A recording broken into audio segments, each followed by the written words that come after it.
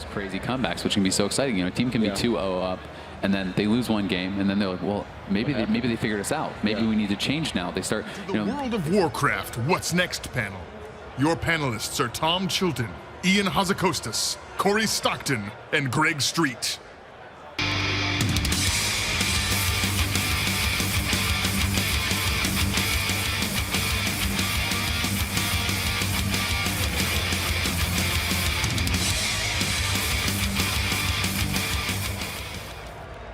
What up, Blizzcon again?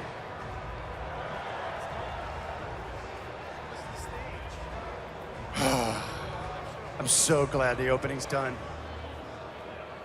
I did.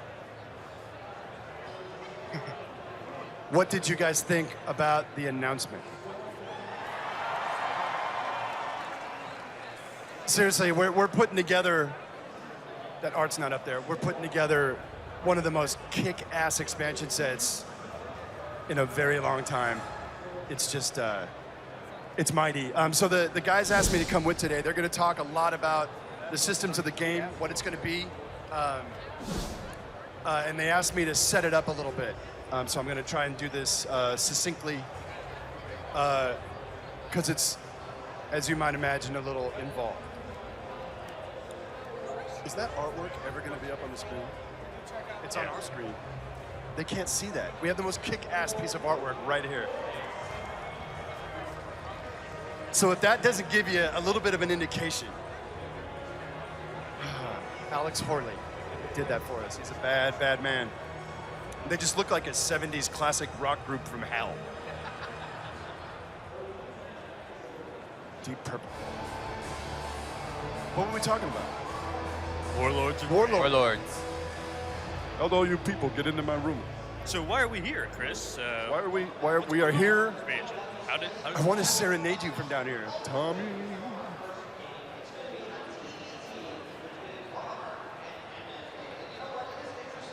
So let's talk a little bit about how did this happen. I'm just going to jump right into it. It's very involved. I'm sure you guys are going to have a lot of questions. We will get to them as we go through the weekend. We're going to do a lore panel at 2:30 this afternoon in Hall A. The predicating fiction of this expansion set is that after the events of the Siege of Orgrimmar, Garrosh was taken away in chains. We may or may not be doing a piece of fiction to talk about what happened immediately next. Suffice to say, Garrosh will be put on trial, and before the verdict can come down, he escapes. That bastard. That's what I was hoping you were going to vocalize. We've got you right where we want you. Pissed.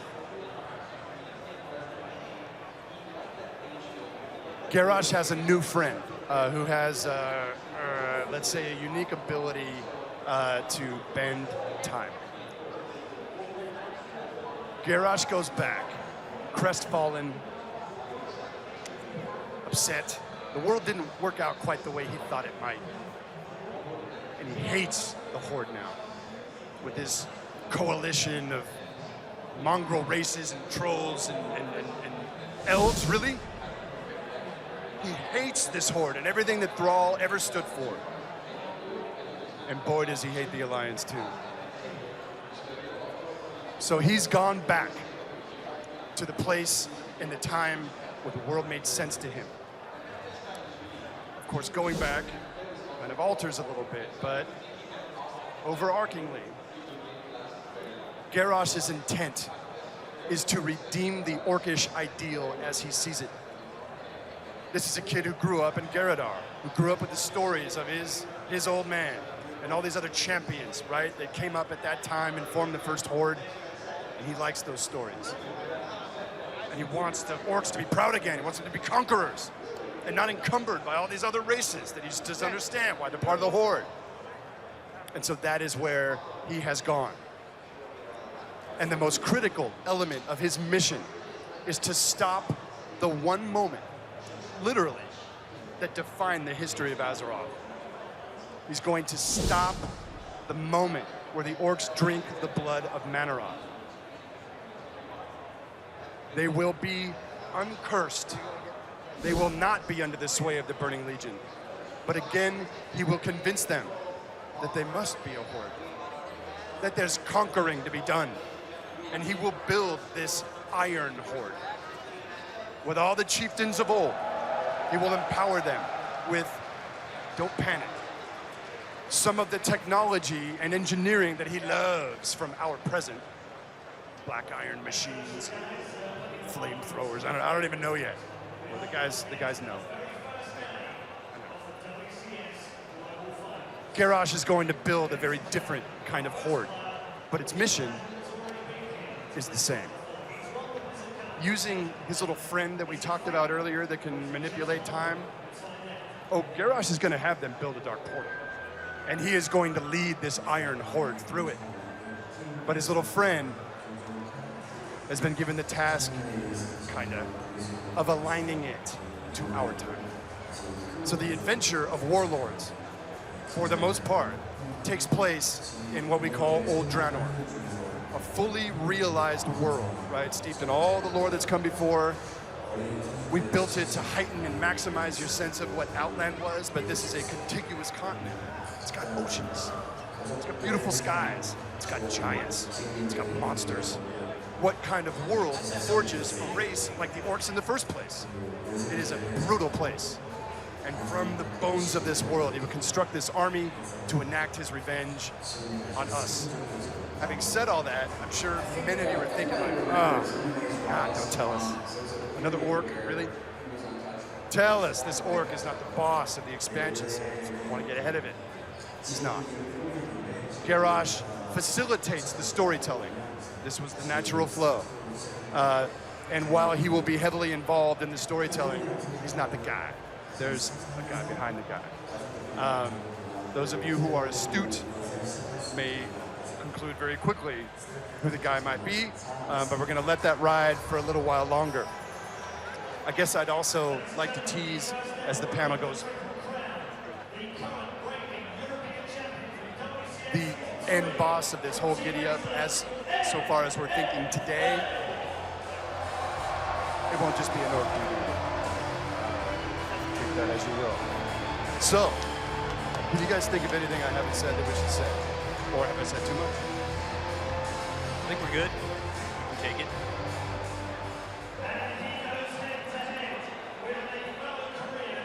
Thinking. I'm not going to do it. Come on. Meaning. We are in a space where we're trying to think very far ahead of the expansion sets we are currently working on. Although we can't get into it today for obvious reasons. How this one escalates and what happens at the end of this one, it's going to spill over into the next one. So as you guys call out names of characters you want to see, yeah, we want to see them too. So as usual, bear with us. I hope you guys are in for the long haul because we are. And we've got expansion sets galore kind of lined up in the queue like bullets in a 6-shooter. So please be patient with us. We will get to it all. Thank you, Chris. All right, so what's up? You know, Chris has been talking about this expansion takes place on Draenor. And what is Draenor, right? This is a brand new continent. This is a new world. This is not the Outland that you guys know. Outland is that shattered remnant of the planet that once was Draenor. And so what we're getting to see here is what Draenor was back before all that stuff went down. This was the homeworld of the orcs. This was the heart of the Draenei civilization. And this is a brutal primal world of giants. It's got 7 new zones, you know, of course, all the bells and whistles you guys would expect. And we'll be talking about all those zones in more detail later on in the panel. What are you here to do? Well, you're here to defeat the Iron Horde. These guys have found a way, as a result of Kairos Dormu and his involvement, to connect this world of Draenor of 35 years in the past and have that portal that gets built up connect to our time. And we have an imminent invasion. So Grommash has united the orc clans. He's brought them all back together, or at least most of them. You'll have a say in some of that. There are some clans that may not join. They plan to take their army through the Dark Portal and destroy Azeroth. This can't happen. You've got to stop it. So next up, we have a map. So this is what the continent of Draenor looks like. Might be somewhat familiar. Obviously, there's that familiar kind of Euro shape on the eastern part of it. The place that we once knew as Hellfire Peninsula was at the time called Tanan Jungle. We have Shadowmoon Valley, which, as we'll get to in a little bit, is an actual idyllic valley. It's not a hellish, infernal draining from the sky kind of place. We've got Gorgrond. If you imagine that Gorgrond was kind of where Blade's Edge plus Foxfire, when the world shattered, those came together and collided, that formed the Blade's Edge Mountains. So there's that kind of clash of desert and also the frost. We've got Nagrand, as you might expect.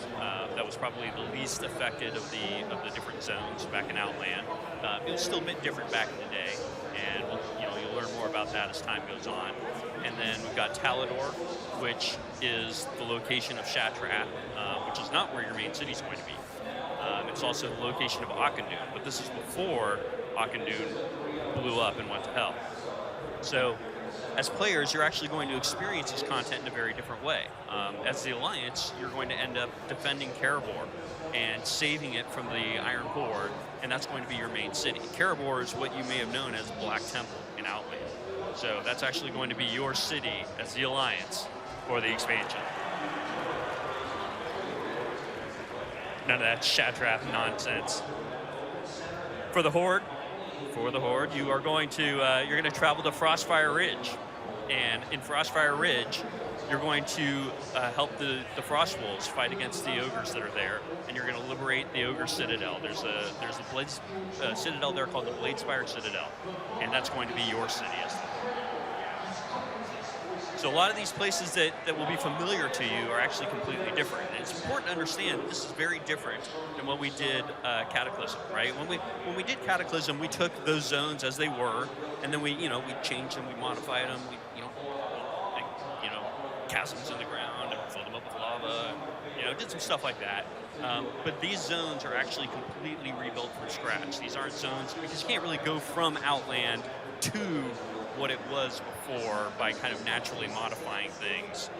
This is actually a complete redo, although kind of faithfully represents sort of a lot of the ideas that you kind of know and love from Outland. So this gives you a sense of scale. Outland compared to Draenor, obviously it was very important to us to maintain very similar proportions so it would feel right. And of course there are new zones. I forgot to talk about Spires of Iraq. We go back there down to the south, Spires of Iraq. That is the home territory of the Arakoa. This is back before they wound up all cursed the way they are in Outland. So you'll see kind of an epic vision of what their civilization was. Oh yeah, so in the corner, you've got at the very bottom left down there, that's a mysterious ogre continent. The ogres came from Britain, right? And the ogres at this time were at the height of their empire. Their empire exists mostly on the continent down to the south, but their influence has spread to Draenor, and you'll see one really epic city built of the ogres. The ogres also have Bladespire Citadel, stuff like that. So you'll get to see their civilization for what it was, before they got pushed into this whole horde thing by the events that you guys know with Manroth and all that good stuff. And Tom, just to jump in on that, the one thing that really makes Draenor different from Azeroth is that Azeroth has all these different empires over time, right? From the ancient Night Elves, the Trolls, there's all these different kind of handprints of who is in control at any given time. And what's really interesting about Draenor is it's a much more savage world. The ogres are really the only civilization that had any kind of empire. They were it. They were the thing. So it's kind of fun, like as their empire's very much in decline by this time, it's really all the cavemen coming out of the woodwork, the orcs and the Maknathal and things like that are really kind of taking over, the ruins of that former empire. Decadent and degenerate. Oh, well, we've got Farallon. That's TBD. You guys will explore that later on. So what you knew as Netherstorm at this time was Farallon, and you'll be adventuring there in a patch, but it's not there for the launch of Warlords of Draenor. You'll have to. There's a lot to get through. Forward. So with that, Chris, maybe you want to talk about the Orc clans themselves. Sure. So I'll try and go through these really quick. So the Frostwolf Clan is a very storied clan, is the clan from which Durotan, the chief, comes, and his boy to be born one day is Thrall. So one of the really fun things about this expansion set is to actually kind of go back in time. We'll get to this in other panels, but go back to this era, like with Thrall, and he gets to deal with some family business, and he gets to see where he came from and how epic his parents were, and there's actually a much larger family in the line of Durotan, and we actually we get to hang out with them. There's some tension point on, Durotan as a fairly noble orc. Will he join this Iron Horde? His worry about the Horde last time is that they're all turning green and growing spikes out of their eyeballs, and didn't think this demon thing was very good for business. So this time around, he's kind of on the line. So that's part of the fun of the adventure, through Frostfire Ridge that we'll have, is kind of interacting with the Frostwolves and seeing which way they will go. Shadowmoon, Ner'zhul. Some of you may remember this Yahoo is the orc that one day, well, at least in our continuity, becomes the first Lich King. So at this time, Ner'zhul and his Shadowmoon clan, the Shadowmoon are kind of more like scryers. They kind of read the stars. They're kind of the shaman to the shaman, if you will. So Garrosh and the warlords have come to Ner'zhul and go, are you in or are you out? And so much of the events of Shadowmoon Valley relative to the Iron Horde are illustrating the kind of crux of the Shadowmoon clan. Are they worthy to be in or to be out? Will history replay itself? The Shattered Hand. I love this clan. They're creepy. Kargat Bladefist was a villain from Warcraft 2. The idea behind the Shattered Hand is that they were not a natural clan. They were orcs from many different clans who were enslaved by the ogres and worked in the mines and just had a miserable existence. And Kargat, being one of the most clever and willful and just frankly big of these orcs in bondage, one day decides that he's had enough. And he strangles one of the ogres with his slave chain, and he uses his axe to cut off his own arm and sever the chain that bound him to slavery. And then he throws that bloody thing at the feet of all the orcs around him and goes, "Who's next?" And they go, "We're with you, man." And so the whole giddy up in this clan is to kind of fasten on to sever their own hand and fasten on some kind of piece of weaponry or something. And they're a very dark, very pain-minded clan. The Blackrocks are the backbone of the Iron Horde. In our timeline, Blackhand was the first war chief, and we depicted him as kind of maybe a little craven, like a bully, and he loved to lord over people. As we see him as a younger orc here, without the influence of, it's weird, it's a great problem for you guys, but without the influence of Gul'dan, we'll get to that later. Blackhand's kind of a more honest orc, and the Blackrock Clan we show they're smiths. As Garrosh comes from the future with this, and these kind of, for all intents and purposes, blueprints, kind of crazy tanks and war machines. It's the Blackrock Clan that will stand up and really create their giant, smoke-pumping foundries and build this war machine for these warlords. Their land of Gorgrond, the current area it's trying to think of the Outland equivalent. It's kind of in the middle. It's kind of a little bit of like where Blade's Edge begins to happen. As you see on the earlier map, we have the Sea of Zangar, but the Zangar Marsh has not yet formed. Though there's a little bit of some toadstools, things like that. But Gorgrond is kind of central Draenor, and they come from a place of lots of steam and lots of ore and things like that.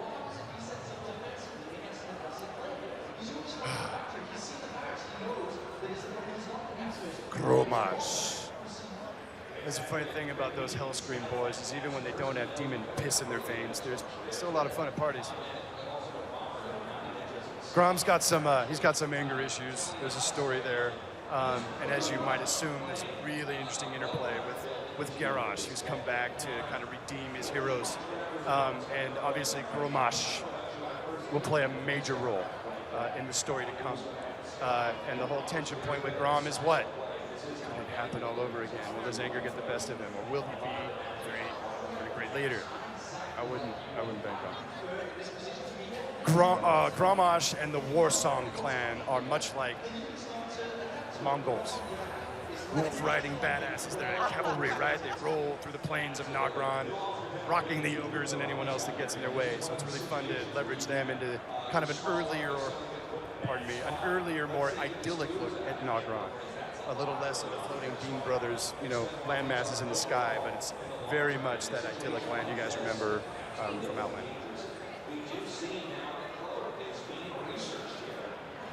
The Bleeding Hollow, another one of those, just like the Shattered Hand. I love this clan, and not a lot of people know a lot about it. That is probably because we hadn't made up a lot about it until very recently.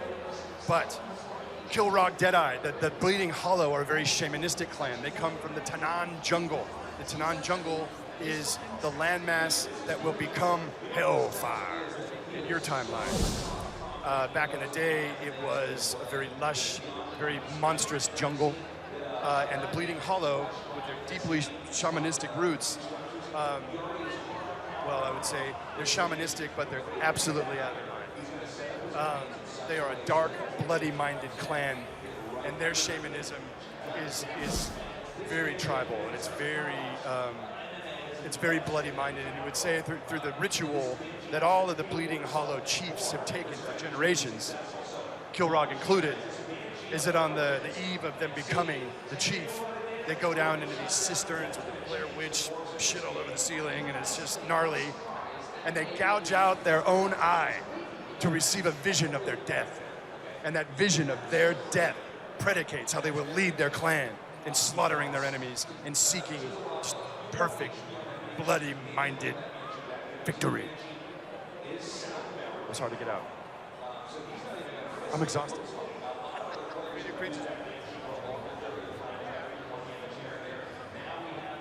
Yeah, we're good. All right, so next we're going to talk about some of the creatures and the zones you're actually going to see in Draenor. So this is a list of just some of the races and the creatures that you're going to come across here. As Chris and Tom were talking about earlier, one of the cool things about Draenor is there's not a lot of civilized, established races here, so it gives us a chance to do just a different set of things, these giant, brutal creatures that you're going to run into. We've got some concept art here, a few of these.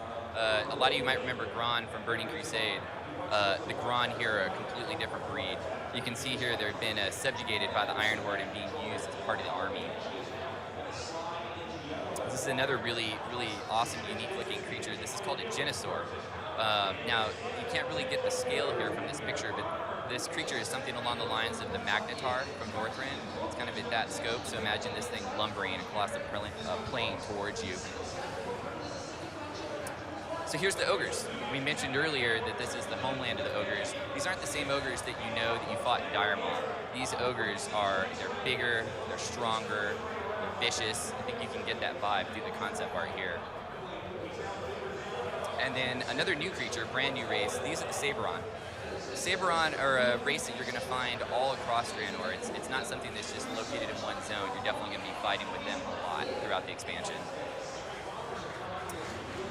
Here's a Dragonfly. So to get kind of a sense of the scope on this, you can't tell it here either, but we're planning on making this a mount. So when you think about Draenor, it's like things like this. They're these creatures that you might be used to, but we're showing them in a whole different way here just because this land is such a different place than anything you've been to before. Speaking of flying creatures, this is the Chimera. So what's neat about this Chimera is, on top of the fact that it flies, it's also got a full set of combat animations. We're going to be able to fight this guy as a boss, fight him in the world. It's another one of those creatures that you see it and it just looks savage right off the bat just from taking a look at it. And that's the feeling we wanted to get with Draenor. So, those are some of the creatures you're going to find there. But how do you get there? What's the experience? How do we actually, get there and get started on this stuff? We decided to build a very specific introductory experience that all players will go through. probably feels similar to anyone that did the Death Knight experience. That was a very guided, specific thing to jump you right into the story and get you started. The same thing that we want to do here. We're going to send you on a suicide mission through the Dark Portal to at least give you a chance to get a foothold in Draenor. So we're going to have a launch event before the launch of Warlords that'll kind of set this up. The Dark Portal is going to turn red out in Blasted Lands, and people are going to start realizing something's up. We've got to deal with this. You are the one who's going to deal with this. We're going to send you through. You got to do something about the portal so you guys can even get there and get started. What's great about this is it puts you right in. You don't have to do a quest and read about it. We're going to let you play it, let you experience it as quick as we can. Now, once, depending on if you're Horde or Alliance, once you finish the intro experience, you're going to go to your first zone. For the Horde, that's going to be Frostfire Ridge. Frostfire is a really unique-looking zone. It's a frozen tundra, but we've mixed it with this element of active volcanoes, so it creates a really awesome look. It's very different than anything we've done. It's the home of the Frostwolf Clan. So you're going to end up meeting up with Duratan here and help them. They're locked in this gnarly war with the Thunderlord clan, another local clan from the area. Now, the Thunderlords are in the process of joining up with the Iron Horde. So it's really important for you to help put a stop to that and help the Frostwolves really establish the fact that they are not going to join the Iron Horde. Spoilers. Whoops. There's one more really important race in Frostfire, and that's Ogres. The Ogres have a fortress here called Bladespire. And you're actually going to help early on. One of your first things you're going to do is try to recapture that fortress so you can turn it into essentially your capital city for the expansion. This is where hopefully you'll bind and do everything from this space. So this is where Frostfire is on the map. It's up here in the northwest. Here's a look at the zone map itself. There on the western side, you can see Bladespire Fortress. You can kind of get that vibe. It's obviously a snowy, cold zone.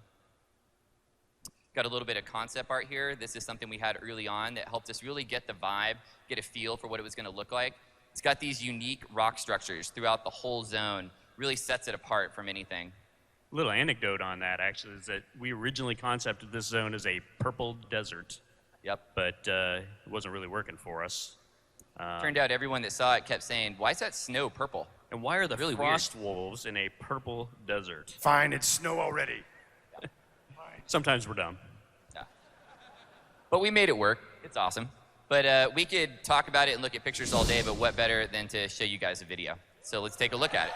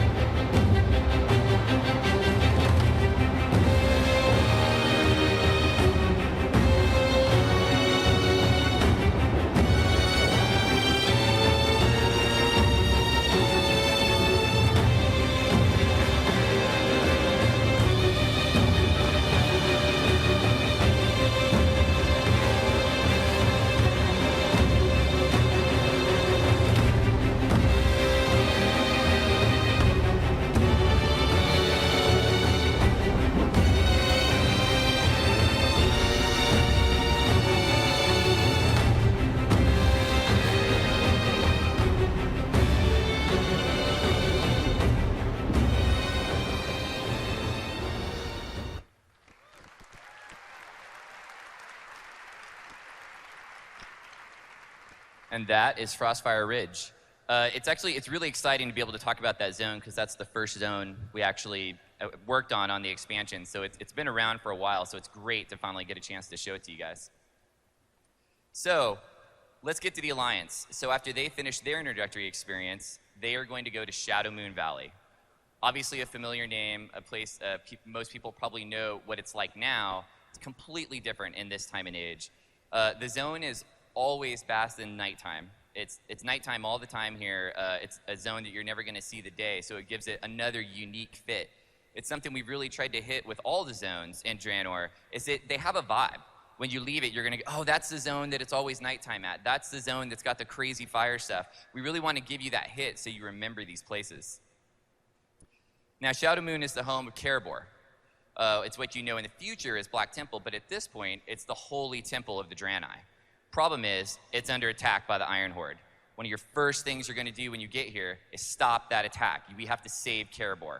Without Caribor, the Draenei really don't stand a chance. If you can do that, then you can turn that into your Alliance City, the same way we were talking about that with the Ogre capital in Frostfire. These will be your two kind of capitals that you'll bind from and play the expansion from. There's one other player in this puzzle, though, in Shadowmoon Valley. It's the Shadowmoon Orc Clan. This is the home of their clan. They're led by Ner'zhul, and he is hellbent on joining the Iron Horde, and he'll do anything to his people to actually make that happen. You're going to take a part in that and help try to make sure that that doesn't actually come through. So this is where it is on the map. We tried to keep location in mind, make sure that it made sense in relation to where Shadowmoon Valley is in Outland. This is a look at the zone map here. You can see Caribor off to the right. The Horde invasion comes in from the north there at that dock. The Shadowmoon Clan's kind of located, got a couple different camps across the zone. It's a really awesome piece of concept art that we got early on. Helped us set the mood and the vibe for the zone. I think we saw this and we were like, well, why don't we just have it be like this all the time? This looks awesome. But again, let's just take a look at it in game. But before we do that, we wanted to give you a quick reminder. This is what Shadowmoon looked like before. It's a fell-ridden piece of just, I mean, there's a huge volcano in the middle of the zone. It's got Black Temple in it. I mean, the place was just a mess. So what you see here is going to feel much more idyllic, a completely different scene. Let's run the video.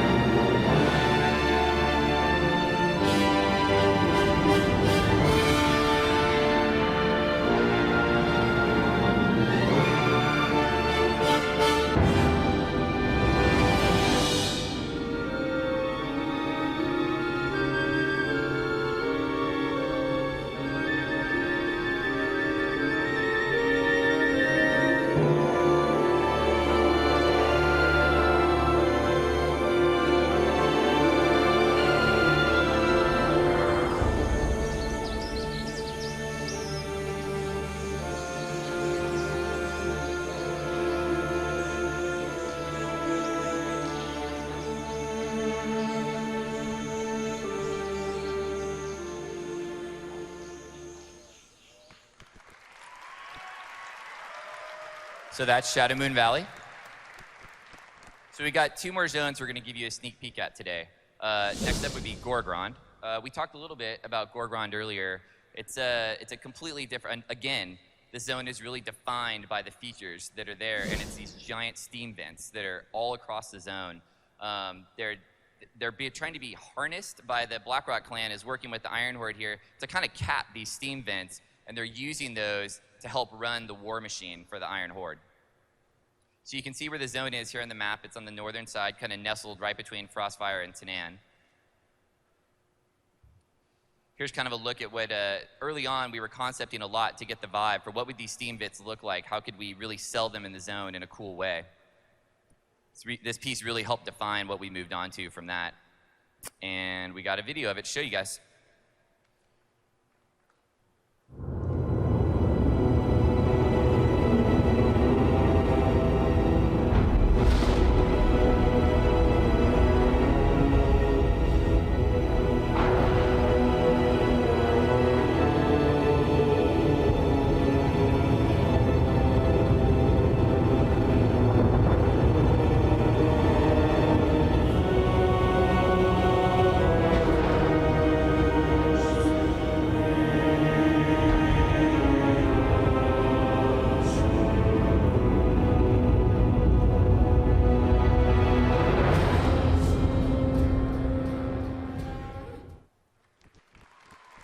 So you kind of got a sneak peek there at the end of a little bit of the Blackrock Foundry. It's actually going to be one of the raids that you'll be playing in as part of Warlords, and we'll talk a little bit more about that later in this panel and a little bit more in our panel tomorrow as well. So finally, we'll wrap up with Talador. Talador, in current time, is what you would know as Terakar Forest. At this point in time, it's basically the home of the Draenei civilization.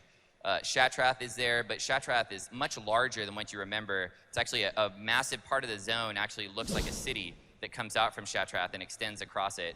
It's got a super, super unique look too, just because we were able to really push that Draenei look.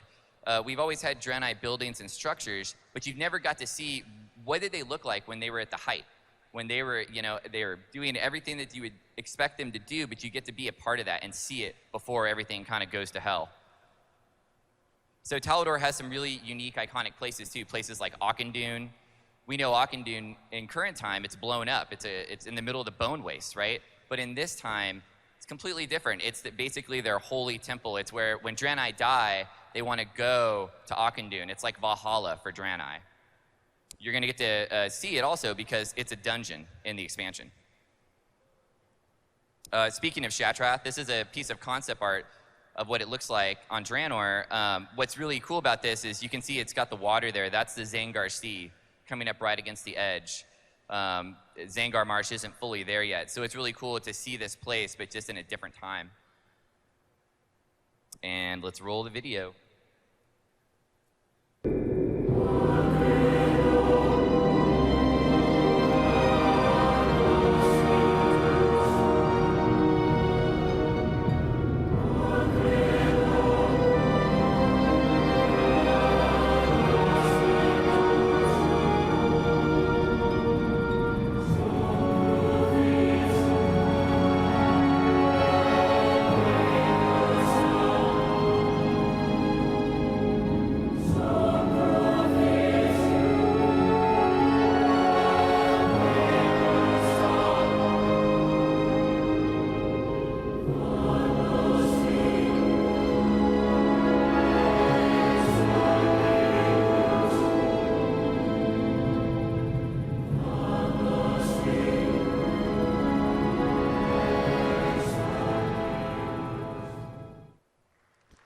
So that's a sneak peek at 4 of the 7 zones in Draenor.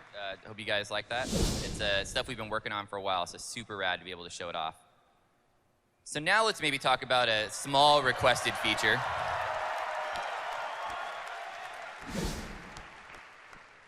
We've only been working on this for a little while, but like everything we do at Blizzard, it's something that had to be done right.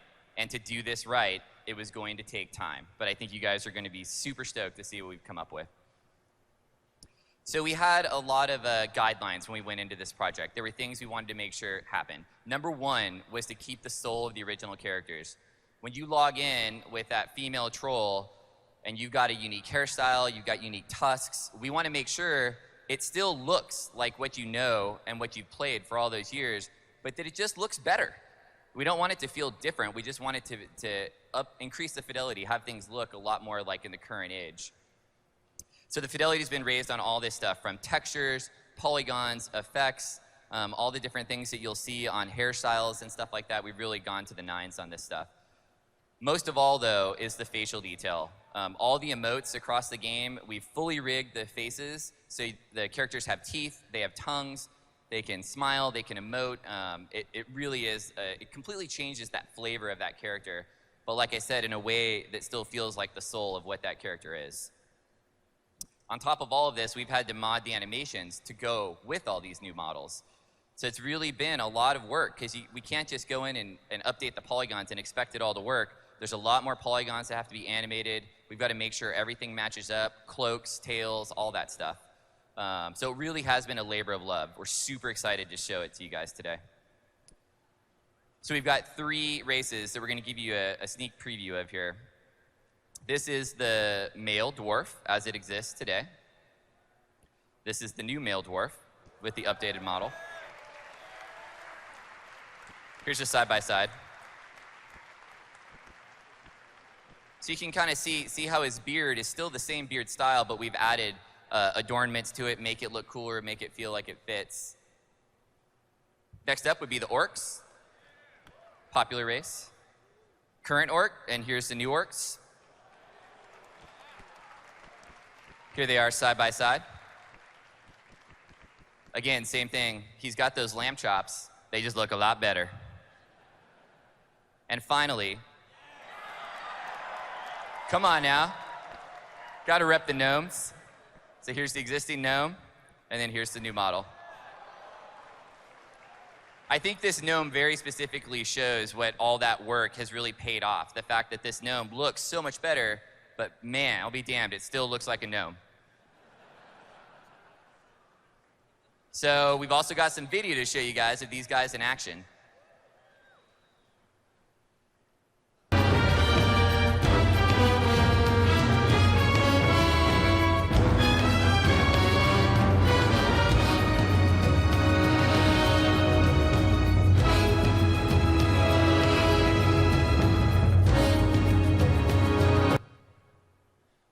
That was the orc.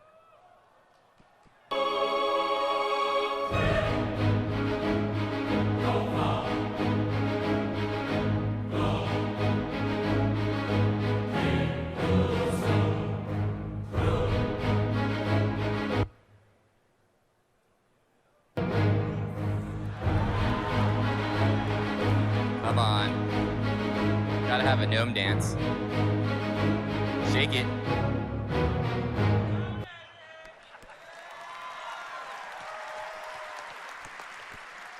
And So that for was just everyone a here, short- I really, That was just a short sneak preview of the character models. There's a World of Warcraft art panel where they are going to go into explicit detail on more races, how they did this stuff. If you're looking to get info on that, I highly recommend you go to that panel. Their panel is really, really awesome this year. This was just a sneak peek. So next up, Exactly. Tom's going to talk about some features. all right, so what do we have here? Obviously, you guys probably saw the, feature list go by really fast in the introductory movie, and you're going, what is that? What are they doing? And there was maybe something in there that you noticed that might strike a little bit of interest. So what do we have here? We've got a feature summary, and we're going to talk about all this stuff. So I'll just get right into it. Garrisons. What the hell are those? All right, so what is a garrison? Garrison is the ability for you to build your own base on Draenor. So, that's right. This is the World of Warcraft version of housing. Woo! This isn't a cottage in a faraway instance corner that doesn't actually exist in the world. This is your ability to actually build a base, almost as you do in the RTS games, in the actual world that you will be able to see as you fly through the zones. You'll be able to see it as you go by it. You'll be able to invite your friends to come and see it if they want to. We'll even give you reasons to trade resources, stuff like that. But this is a full-on base. You're going to collect followers. You're going to send them on missions to do your dirty work. And you'll be able to customize your base. So you're going to be able to decide, where do you want to put your armory? Where do you want to put your barracks? Do I want to have a mage tower? Do I want to have an infirmary? Do I want to build the stables? Or, what profession buildings am I going to build? So you're going to have a lot of different plots, and you're going to be able to pick and choose. You're even going to be able to pick which zone you want your base to be in. So a bunch of the different zones out there. Right on. A lot of the zones throughout Draenor support the ability to build a garrison. So if you decide that you want your garrison to be in the hard zone of Gorgrond, then that's what you can decide. If you want it to be in the idyllic Shadowmoon Valley, then that's what you can decide. You get to pick. And finally, you'll even get offline progression. So while you send your followers off on missions, let's say you assemble a group of 10 followers and send them off on a raid, well, that might take a week. And you might come back a week later and see what they got for you. Or you might send some guys off on a dungeon and see what they got for you the next day. Or you might send some guys off on some quests and see what they got for you in a couple of hours. And again, this is integrated directly into the world. This isn't, we use our seamless instancing technology so that, while it is customized to what you have built, you see it from anywhere in the world, and you seamlessly enter it and exit it. There's never any loading screen, nothing like that. It's just out there in the world. And so what do you get for it? Why would I want a garrison? Why would I want to have followers? Well, for one thing, you can get epic gear for your character. That's kind of your core progression in World of Warcraft is making your character better, and these guys can contribute to it. In addition, you get a piece of land to call your own. Think of this as like the farm times 1,000. You get unique benefits from the buildings in terms of what they do for your followers and the missions that they run. You get limited access to professions you don't even have. So, for example, maybe you only have skinning and engineering on your character. Who would have that wacky combo?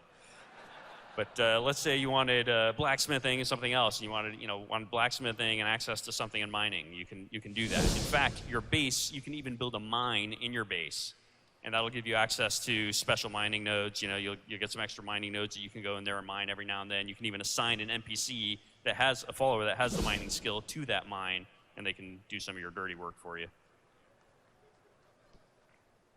So Corey's going to talk a little bit more about exactly how the garrisons work. So your garrison grows. When you start, it's going to be really small, and you're going to be able to expand it over a number of tiers. And every time you expand it, you're going to get more plots where you can build buildings Tom was talking about earlier, so you can get more bonuses as you grow this stuff. You get to pick which buildings you want. So like we said, you could build an armory over here, put a stable over there. Each of these buildings, though, offers bonuses that are completely different. So there's going to be some choice about what you want to do with that building and which one you think is most important to you. You get to choose the location. This is a key thing that we thought was really huge with the garrison, because Greg could choose to have his garrison maybe in Frostfire. I could maybe have mine in Spires of Iraq. So it's really neat that we don't have to all share the exact same space for our garrison, and you'll be able to move it. So maybe at a later point, you've had this garrison in this zone for a few months, you can up and decide to move it to a different place just because you think that's cooler. Your garrison is the point of interaction, though, with all of these followers that you'll be collecting. So you'll be going to the garrison to manage your followers, send them on missions, to do that stuff. So it's really an active place. We're going to really set it up so it feels like if you found a follower, you're going to see that follower walking around in the garrison. You gave him a name, you'll see that name when he's walking around in there. We really want it to feel like it's your place. Going along with that is the concept of monuments and trophies. What this is a way to show off. If you've got this big piece of land here in Draenor, we should let you do some stuff with it. So we're thinking the idea behind this would be monuments could be tied to achievements. So let's say you got the achievement for exploring the entire world. You went into every single zone there is. We could give you a monument, per se, that's like maybe like a big globe or something that looks really cool in your garrison that you can show off to other players. Same concept with trophies. Maybe you kill a rare mob out in Draenor somewhere. You kill a chimera or something, and you get to bring back its head and mount it in the town hall in your garrison.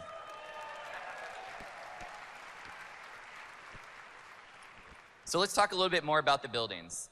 The buildings, as we mentioned earlier, there's lots of different buildings to pick from. They come in different sizes, and they all offer different unique bonuses. Those bonuses can affect lots of different things in the game. They can give you things in your garrison specifically. They could also do things to your character outside the garrison. Maybe you get a buff when you're not there. And they also do things that make your followers better at the missions they're running. Like an example would maybe be like an infirmary. You can buy an infirmary, and it makes it so that the recovery time when your followers get back from a mission is shortened. If that's something you want, you can buy that, and you can upgrade it over time. So when you buy that infirmary, it'll start out really small, maybe like a little tent, and over time you can have this choice to upgrade it and increase the bonus as it gets bigger. Now, right now we're talking about doing 3 upgrades on the buildings. When you hit that 3rd upgrade, we wanted to really do something special for it. Let it feel like it's customized to you. And that's what specializations are. A specialization will probably feel similar to your talent tree. So imagine a building and it's got a couple different options on it. When it hits level 3, you can choose one specific option for every building. And those vary as well. Those can be things that maybe the infirmary gives you the option to resurrect out in the world like once per day. Someone from your infirmary shows up and reses you. Or maybe it's something specifically for your followers so they can be stronger on a mission. It's just another way that you can customize this place and make it feel like your own. Speaking of making it feel like your own, you got to be able to pick where this stuff goes. So maybe you want to put your mage tower up on the hill in your garrison. Maybe you want to put your mage tower up near the front gate because you think that looks cooler. We're going to let you do that. You're going to get to pick where you want to put the buildings.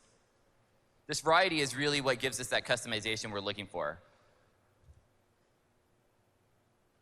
Here's a look at one of the buildings. This is the inn. This inn in this shot is rank 2. The bonus that the inn is going to give you is the opportunity to find new followers. So the inn has a bar. Lots of people stop by the bar. I hear there's a few at Blizzcon here today also. So you can go to buy this building and you'll get a chance to find a new unique follower every day. This building also comes with a kitchen. That kitchen has a cooking NPC in it. Like Tom mentioned, there's some access to different profession stuff that you can get through the buildings. And of course, it has specializations. The specializations on this building give you the chance to kind of hone in on what kind of follower you're looking for. Maybe you need a tank specifically for some of the missions you're running. You can pick that here, and the next day, you'll have a better chance of finding that type of follower. So here's a look at how the buildings upgrade. This is a huge undertaking. There's a massive amount of art that goes along with all the gameplay that's built into this system. Each building has unique art like this that upgrades over time with it, both the interiors and the exteriors. Speaking of interiors, that's a look at the barracks from the outside, and this is the inside, so you can just kind of get a feel for the level of detail we have in this stuff.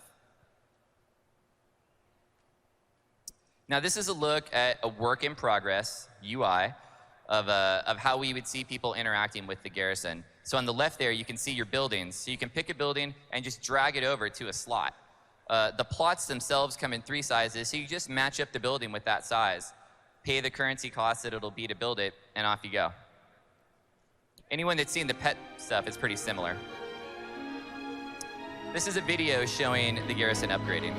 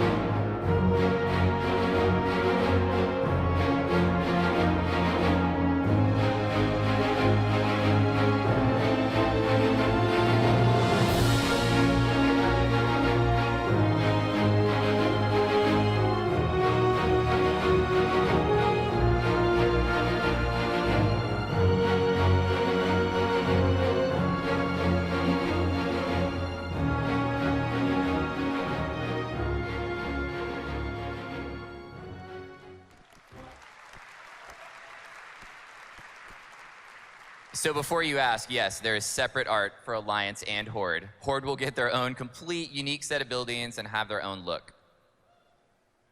So once you have your garrison, you need to fill it with followers. Lots of ways to get followers throughout the world. You can find them and bribe them to join your mission. You can earn faction with them and have them join you. We're going to give them out in a lot of different ways to get people out into the world. What you do with followers is you send them on missions. We have a wide variety of missions they can be sent on. When they run the missions, they earn experience points to help them level up. So they're going to level from 90 to 100, just like you are. Once they max out, you can keep increasing their strength, though, by equipping them with gear, which gives them higher item level. So it doesn't just end when a guy hits 100. He can keep going by increasing his item level after that. Imagine that. What a new concept. Now, followers also have abilities and traits. These are the kind of things that you're going to use when you send a follower out on a mission. You'll try to match up your abilities and traits with the things that are on that mission so they can have an advantage. And of course, they also come with quality. So anyone that's used to the pet system kind of understands that concept where you can find a common, you can find a rare, you can find an epic. Same concept here. And of course, you could customize them with names. So if you want to name your guy Johnny McCool, you can name him Johnny McCool, and that's what he'll be like in the game. Anyone that comes to your garrison will see that guy named that. So this is a look at another mock-up UI of what it would look like to have a follower. This player is really lucky because he has Oprah Winfrey in his list over there. It's really rad. I think this guy So just from became here- a new major world NPC. So over on the right there, you can see his abilities. You can see some of the gear he's equipped with. So this gives you a little bit more detail on a follower. So you send these guys on missions. There's going to be a pretty wide variety of missions you can do. Tom mentioned earlier you could maybe send them on a raid. You could send them to a dungeon, send them on quests. That's all going to be up to you. And what you do is you mix those missions with followers that have the right traits and abilities. It's kind of like a mini game in its own way to match up the right guys so that they're successful on those missions.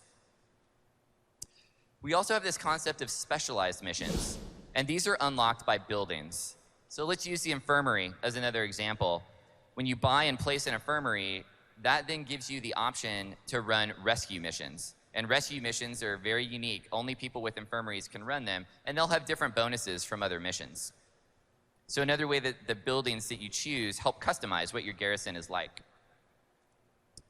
Here's a look at the mission screen. So on the left is your followers, on the top is the party, and so you just drag your followers into those slots, and then as you do that, you can see the bonuses that they'll earn on those missions, and then you send them off. And like we mentioned earlier, this works completely offline. So a mission could take hours, it could take days, it all just depends on which one you pick to do. But that's not the only feature. There are many, many more, and we're going to have Greg talk to you about some of those.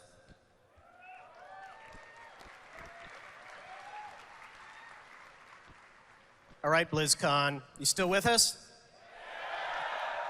I know it's a lot of information. We've got a lot more to go. It'll take about 2.5 more hours, and we'll be good. Boost to 90. Look at this orc. He's so happy. What are we talking about Boost to 90? So you'll hear us say this a lot this weekend. WoW is a game that is better with friends, such as all of you. So tell me, do you know this story? You get a friend, someone who hasn't played WoW with you, or maybe they took a break and they want to come back, and you're like, awesome, we really need a healer. Just play for the next 4 or 5 weeks, get some gear, and then you can finally raid with us. And the dude's like, okay, I'm in. It is awesome that all of you, I'm assuming everyone in this room has a max level character, and a lot of you probably have many max level characters. But we want to make sure all your friends do too. We want to make sure as soon as Warlords of Draenor comes out, all of you can get in and jump right into the action without having to go back to Burning Crusade or Lich King and play catch-up for weeks and weeks. So, when you purchase Warlords of Draenor, you get to boost one of your characters to level 90. For some of you, this may be a character that never quite made it. For a lot of you, this is going to be, you just got a brand new level 90 alt. If you've ever experienced what we do with Scroll of Resurrection, we want this transition to be really clean. We don't want you to have a lot of, Fell Iron or some quest in Grizzly Hills that's half completed. So we'll clean up your bags, we'll clean up your quest log and your action bar. We're not going to take anything away from you. It'll all be there. We just want to make the experience really seamless. You can jump right in and start having fun in the Return to the Dark Portal adventure. Inventory updates.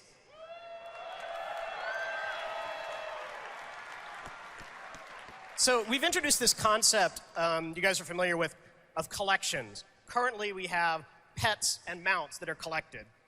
What this means is you earn it once and it's account wide and you can use it on any of your characters across realm and things like that. So what are we going to add to pets and mounts? We're going to add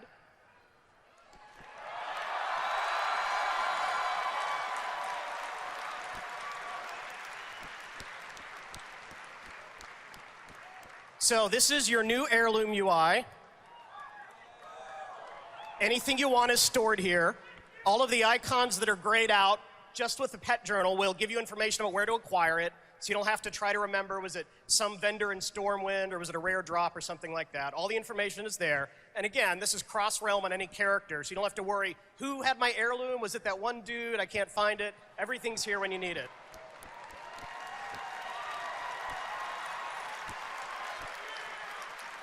We know, it's time. You've earned it. It's really account-wide. And then this is the toy box. It works similarly. You can see a couple of the toys up at the top are starred. We've also added a mount journal that also has starred favorites. including a button that's like summon random favorite mount.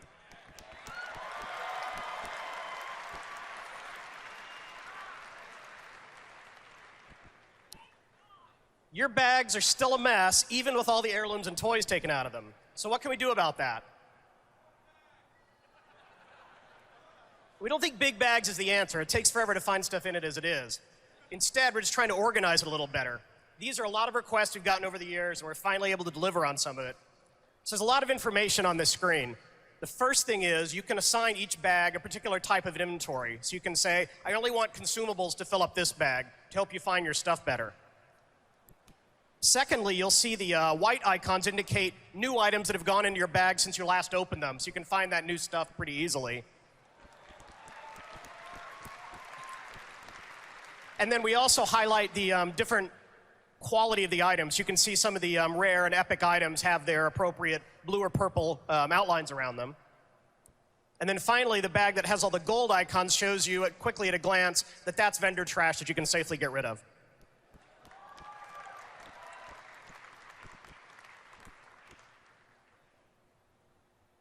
And in addition, we're not going to put quest items in your bags at all.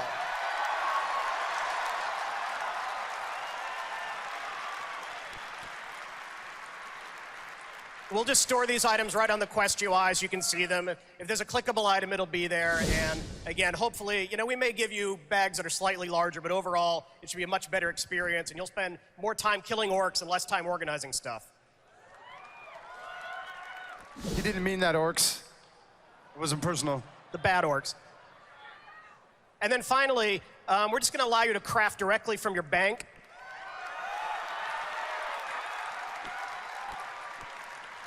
So if you have resources there, you can just access them right away without so much mailing. We're also going to increase the stack size in a lot of these things up to 100, so you'll get a little bit more of your bag space back.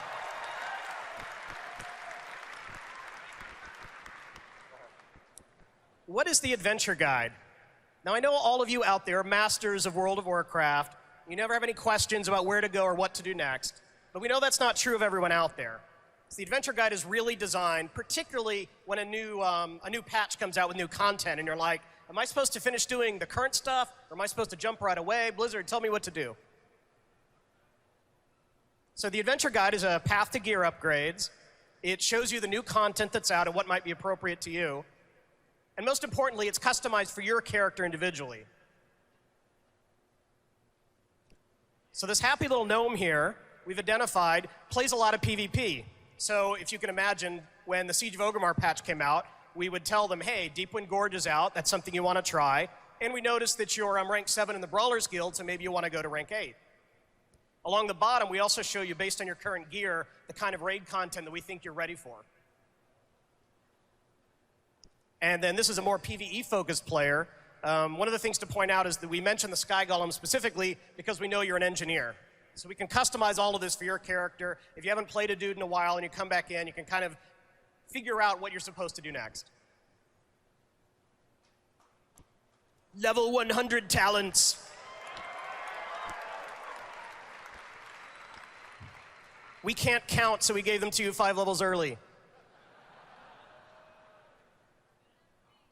You can go play Frostfire or Shadowmoon today at Blizzcon.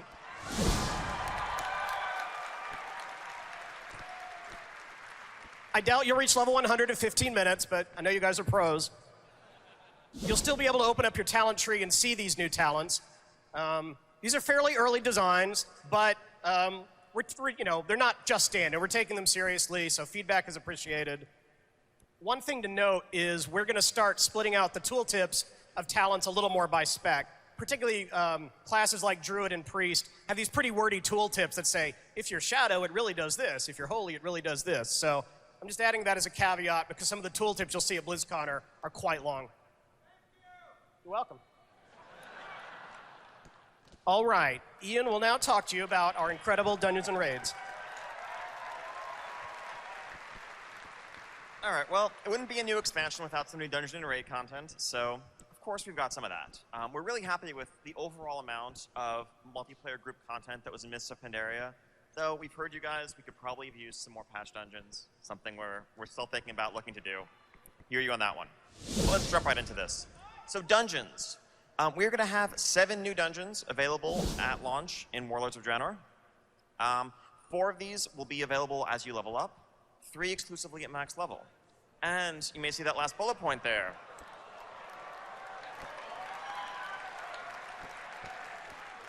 So we always look to see, if it makes sense with the story that we're telling, where the expansion's going as a whole.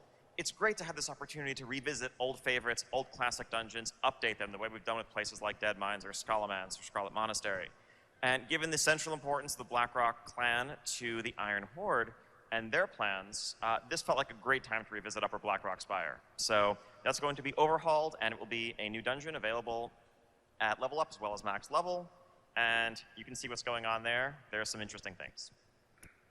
We're going to have normal, heroic, and challenge difficulties of all these dungeons. One slight difference between this and Mists of Pandaria is that we will have normal versions of the max level dungeons to really flesh out a full tier of itemization and progression to help you get ready for some maybe more challenging heroic dungeons. So between these max level normal dungeons and scenarios, you can be prepared. And we're happy with how challenge modes have worked out in Mist, so we're continuing to do them to provide some really challenging multiplayer group content for people who want to push themselves in dungeons. So, one dungeon, let's take a close look at this. The Bloodmaw Slag Mines. It's located in Frostfire Ridge, and the Bloodmaw Ogres are just running this brutal mining operation inside pretty much an active volcano. It's a 4-boss dungeon with a non-linear layout, so you can kind of work your way through as you choose, though the final boss will be the final boss regardless. What's going on here is ogres that are, putting Frostwolf orcs, putting Draenei hard to work in this volcano, and as you go through, depending on your faction, you will liberate them, kind of stage a revolt, raise allies on your side, and take down the cruel master of the mines. Now, this dungeon is completely playable on the floor of Blizzcon today, so if you are here with a few friends, guildmates, you can line up as a group of 5 and jump right in. If not, maybe you can spam the equivalent of a trade chat as you're waiting in line, try to find a group to put together. While this dungeon is in a Horde starting zone, if you're Alliance, you'll have an item in your bags that will teleport you to the dungeon. So both factions can check it out. Curious to see what you guys think when it's on the floor. This is a look at a 2D layout for the dungeon. Here you see some of the non-linearity. Basically, there's a ring that you can work your way around. One boss on the left side, one boss on the right side, one patroller that makes his way through the mines as a whole. Once all 3 have been defeated, you can access the boss in the back. And we have a video for you guys. We'll walk through the mines.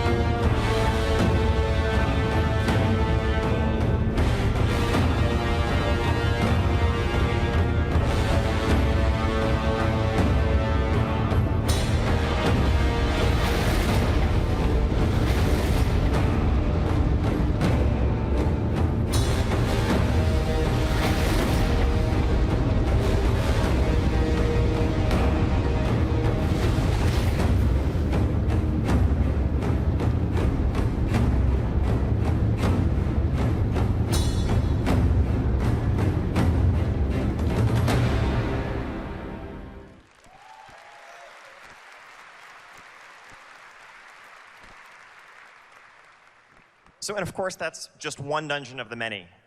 Some of the others that you're going to be seeing in Warlords, there's a dungeon set at the Blackrock Foundry in Gorgrond, where you can really see the Blackrock War Machine kind of in full swing and help take that apart. Alkindune in Talador. As you mentioned earlier, this is not the smoldering crater that you may remember from Outland. This is the holy mausoleum of the Draenei, where their souls go to rest, but also to be protected from the Burning Legion and the Eridar that eternally hunt and thirst for Draenei's souls.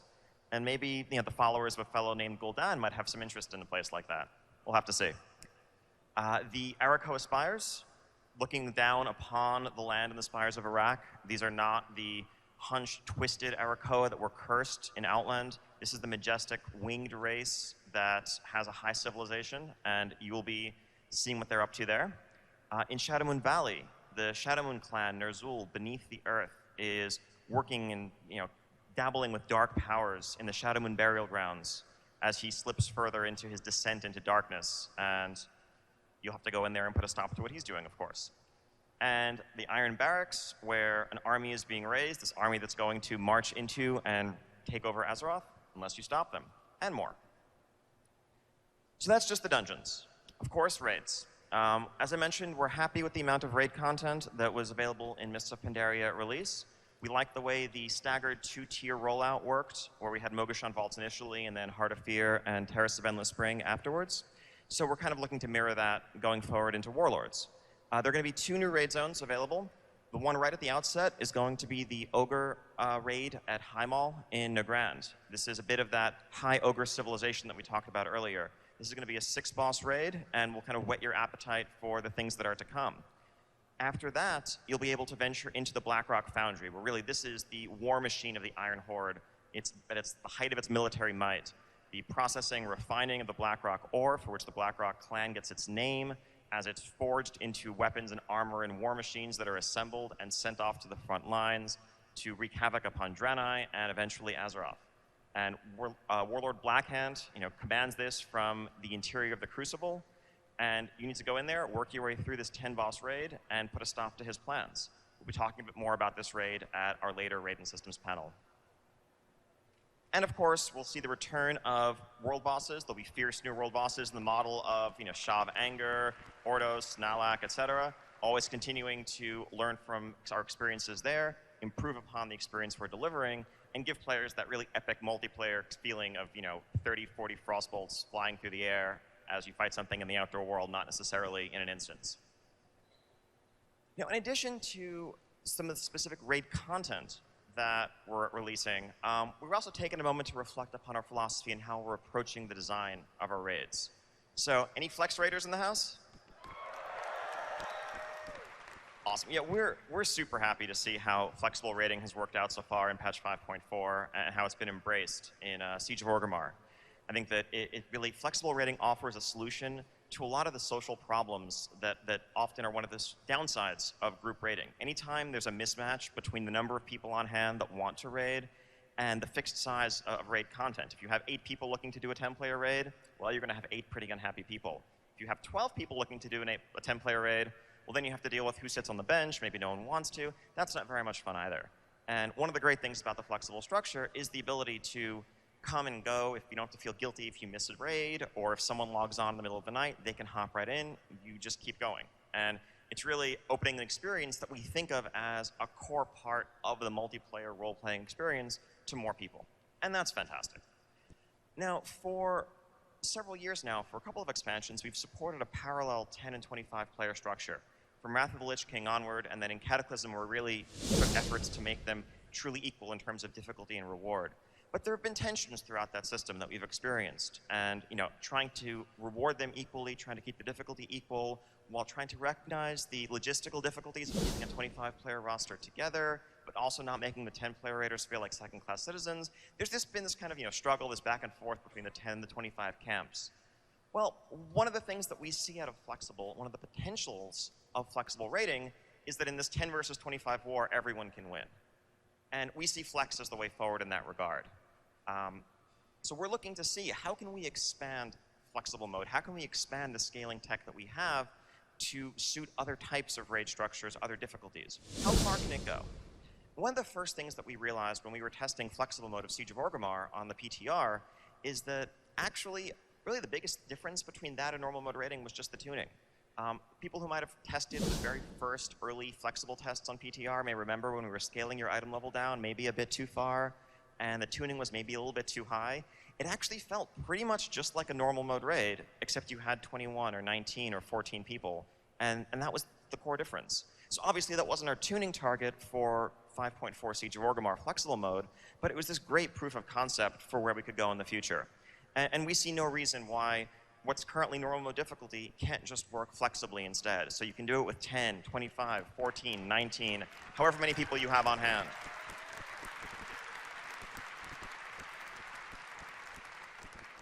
And so that leads us to continue to think, well, is there anything else the Flex can do for us? What about Raid Finder? Now, Raid Finder, I think it makes sense to continue to matchmake to a fixed group size. However, I'm sure most of us who've done Raid Finder have had the experience where you're about to pull the boss, a couple of DPS and a healer or something drop, and you're standing around with 22 people in the group waiting for it to backfill. Wouldn't it be nice if the boss could just scale down smoothly in difficulty so you could just go ahead and pull instead of waiting?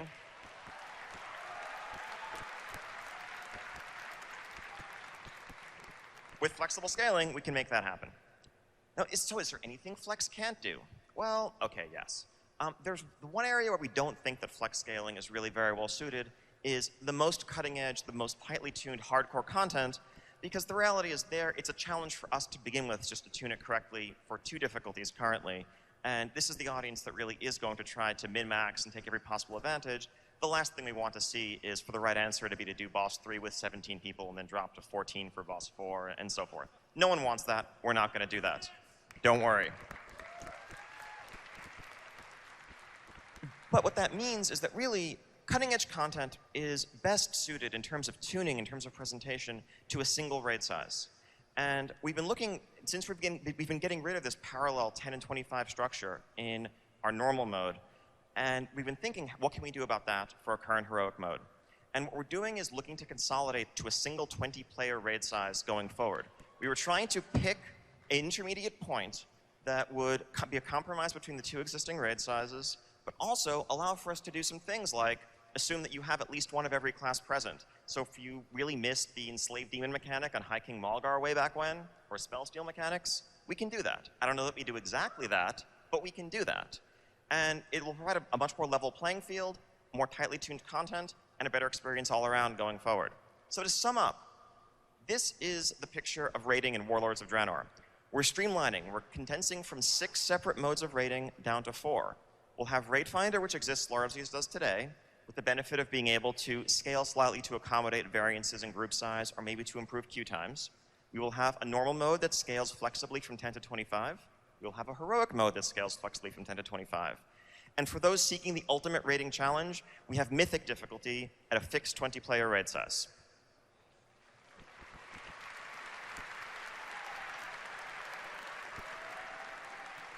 So we'll be talking a bit more about raiding and some of the philosophy that went into those changes and our systems going forward at our Raid Systems Quests gameplay panel tomorrow. But in the meantime, let me hand this off to Tom, who's going to talk some more about PvP changes.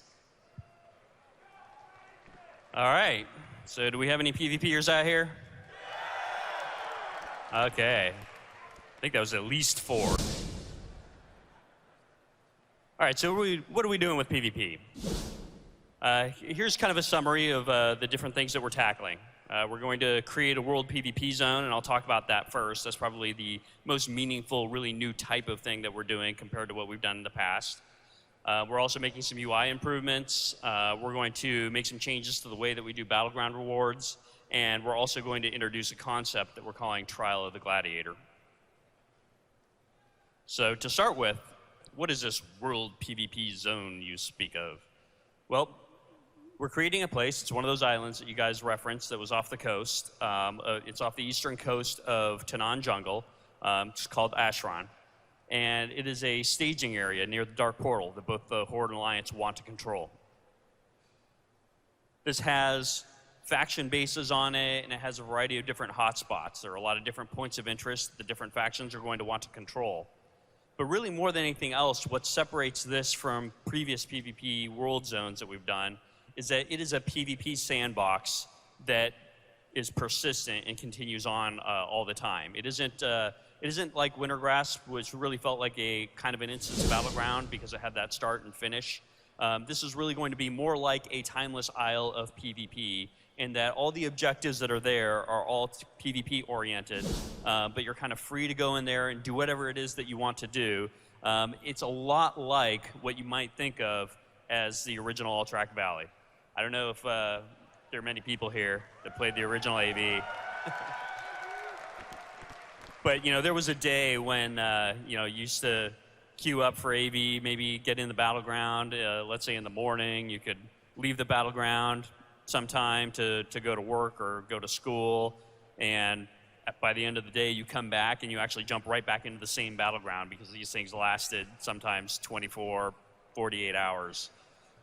So that's really what this zone is all about. This is a persistent war in this zone that's going to swing back and forth as time goes on. You can come and go whenever it is that you want and take part. There are a lot of different objectives in the zone, so you'll be able to, you know, kind of pick out whatever it is that you want to do. Do you want to take over the mine to, you know, contribute more supplies to your team? Or do you want to try to build a siege vehicle to take out the enemy base? You know, whatever it is that you want to do. Maybe take over a tower, etc. And finally, this will use our cross-realm technology, right?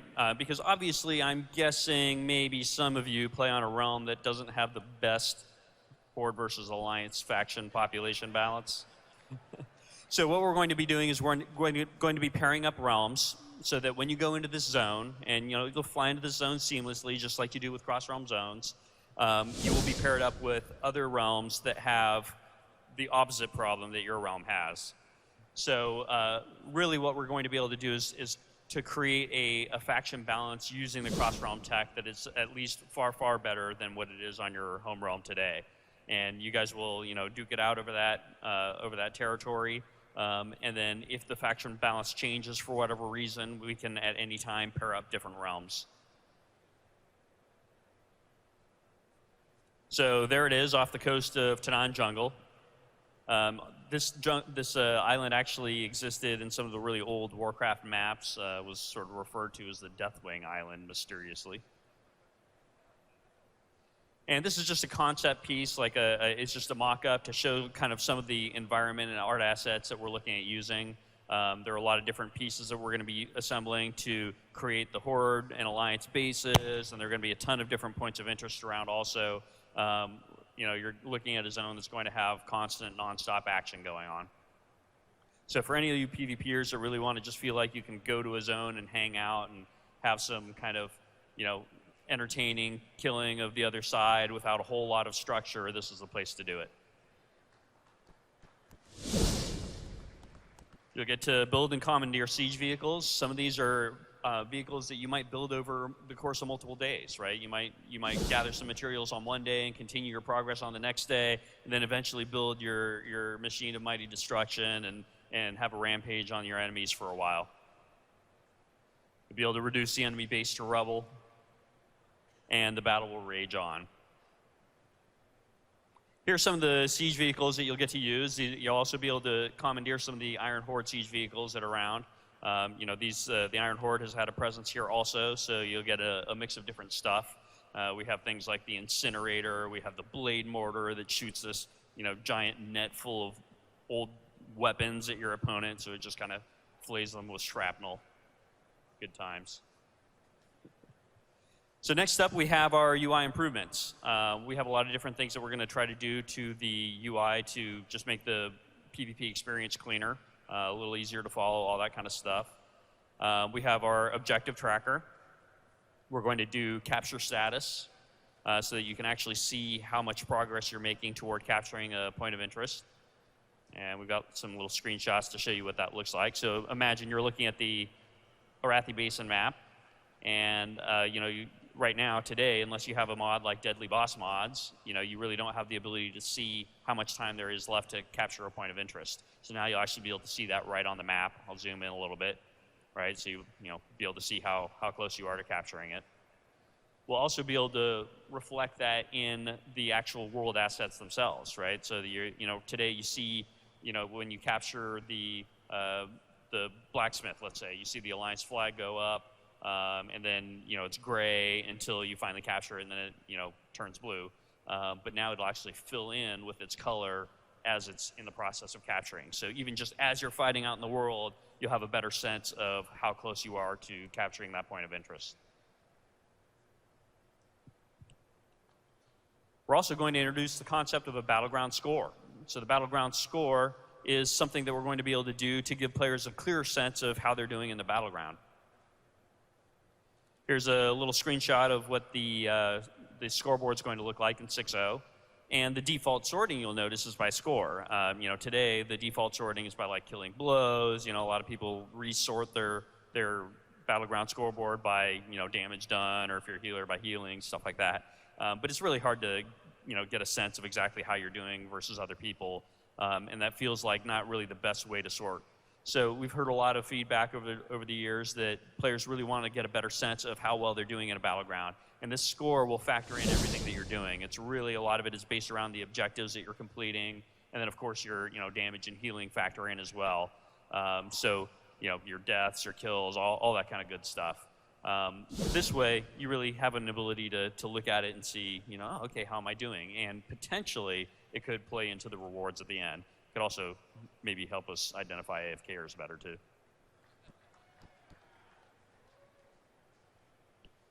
So I also talked a bit about the reward system and what we're going to try to do with that. So today, you know, one of the problems that we have with PvP is that it's too deterministic. And we love some of that determinism in that, you know, okay, well, I need this much honor to be able to, you know, buy the legs that I want to buy, or the helmet or whatever. But it feels a bit formulaic in that, you know, from week to week, you know, okay, well, you know, it's going to take me about 8 battlegrounds, and I'll have enough honor to buy the pair of pants, and it just feels very formulaic. We thought it would be really cool to break that up with bonus random rewards.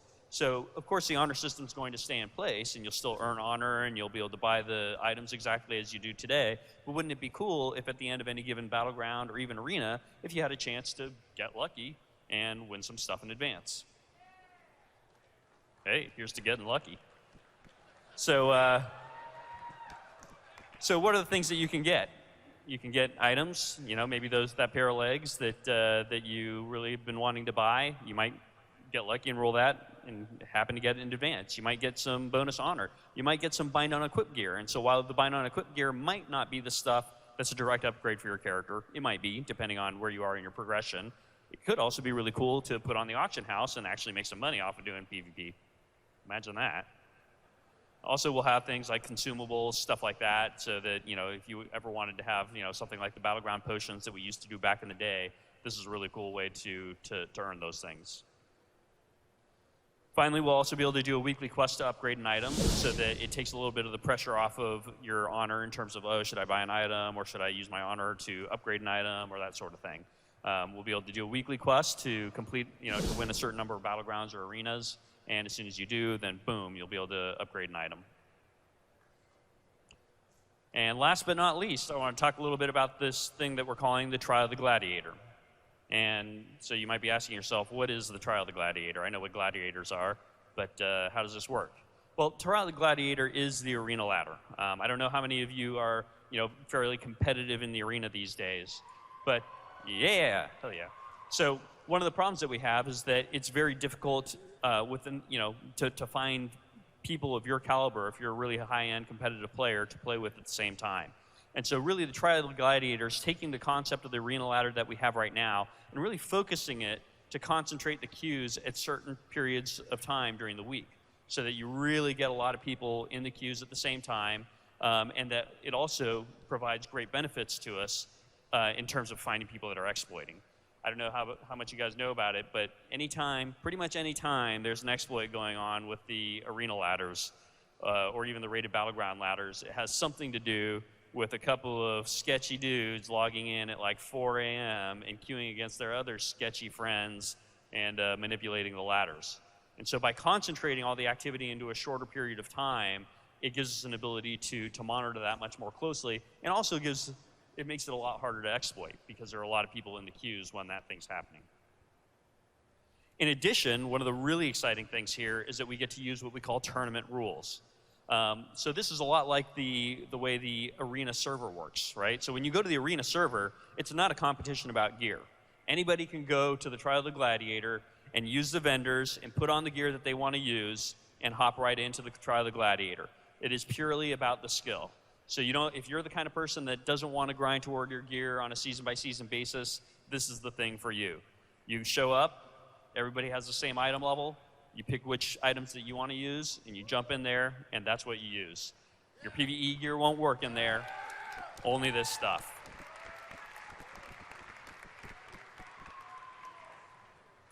And this, of course, will determine your prestige rewards. So if you ever wanted that gladiator title or mount, this is the place that you're going to do it. Your regular season kind of stuff that you do is going to happen, you know, and you'll be able to earn your honor and conquest and buy gear and all that kind of stuff that you can use to take into the world PvP zone. But really, the crux of how you're going to get the prestige stuff is through here. All right, so that pretty much wraps it up. I want to thank all you guys for coming out here, and you know, unfortunately, we don't have any time for Q&A, but fortunately, we anticipated that, and we created an entire panel that is purely for Q&A. That'll be near the end of the day tomorrow. But what I do want to do is call out some of the other WoW panels that we're going to be having. We have the Adventure Continues panel to talk more about the lore of the Warlords of Draenor expansion today at 2:30. We have the art panel. You do not want to miss the art panel. It is fucking amazing. Yeah, it looks really good.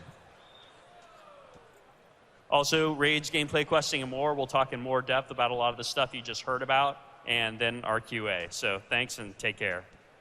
Thanks for coming, everybody. Thanks, everyone. Thank you for attending the You're World of watching BlizzCon 2013, an original DirecTV production since 2008. Level up to DirecTV at directv.com.